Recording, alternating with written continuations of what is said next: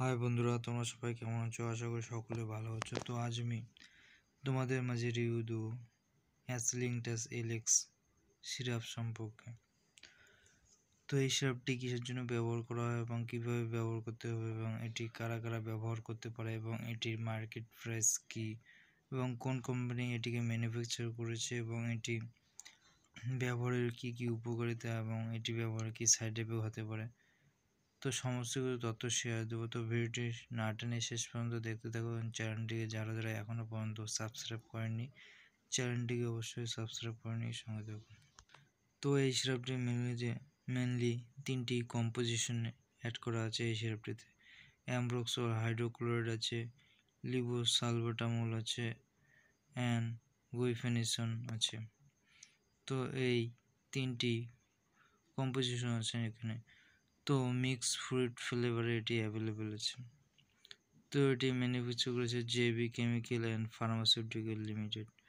তো এটার market price আছে 108.85, অর্থাৎ অ্যাপ্রক্সলি 109 টাকায় যে কোনো মেডিকেল শপে তোমরা এটিকে পেয়ে যাবে, অ্যাসলিংটাস এলেক্স সিরাপটিকে। তো এটির মেনলি ইউসেজ অর্থাৎ ব্যবহার করা হয় তো যাদের কাশির সমস্যা আছে অর্থাৎ এবং কাশির সাথে সাথে বুক জাম অর্থাৎ বুকের মধ্যে কফ জমে আছে, তো সেক্ষেত্রে এই সিরাপটিকে মেনলি বেশি প্রেফার করে থাকে ডক্টরেরা। তো যাদের নর্মালি কাশির সমস্যা আছে তারাও এটিকে ইউজ করতে পারে এবং যাদের কাশির সাথে সাথে বুক জাম আছে, বুকের মধ্যে কফ জমে আছে, গলার মধ্যে কফ জমে আছে, তারাও এটিকে নিতে পারে ডক্টরের পরামর্শ নিয়ে। তো মিউকাস অর্থাৎ সোলোমা জাতীয় যে কফগুলি আছে, তো সেই কফে মেনলি এই সিরাপটি ভালো কাজ করে থাকে। তো নর্মালি শুকনো কাশিতেও এটি দেওয়া যাবে, কিন্তু মিউকাস জাতীয় যে সব কফ আছে সেগুলিতে বেশি কাজ করে থাকে।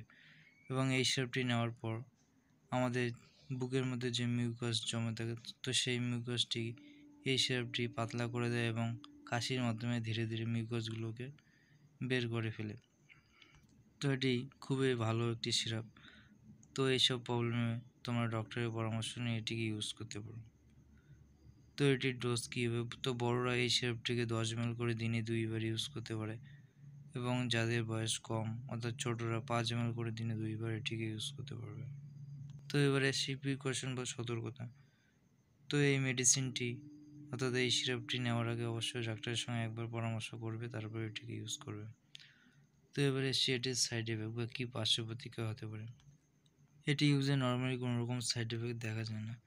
তো তবে এটি ব্যবহারের জন্য তোমাদের বমি হয়ে যায়, বমি এবং মাথা ব্যথা এবং ডায়রিয়া এবং মুখ শুকনো অর্থাৎ ড্রাই মাউথ এবং ড্রাই থ্রোট অর্থাৎ গলা শুকনো ইত্যাদি সমস্যা যদি দেখা যায়, তো সেক্ষেত্রে এটিকে বন্ধ করে দিয়ে ডাক্তারের সঙ্গে পরামর্শ করে নেবে। এবং এটি ইউজে তোমাদের হার্টবিট অর্থাৎ হৃদস্পন্দন যদি বেড়ে যায়, তো সেক্ষেত্রে এটিকে বন্ধ করে দিয়ে ডক্টরের পরামর্শ অবশ্যই নেবে।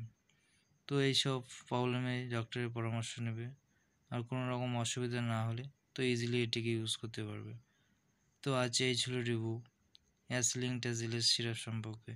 রিভিউটি যদি ভালো লাগে থাকে এবং হেল্পফুল হয়ে থাকে চ্যানেলটিকে সাবস্ক্রাইব করবেন এবং ভিডিওতে অবশ্যই একটি লাইক কমেন্ট শেয়ার করবেন। তো সকলে সুস্থ থাকবেন, ভালো থাকবেন।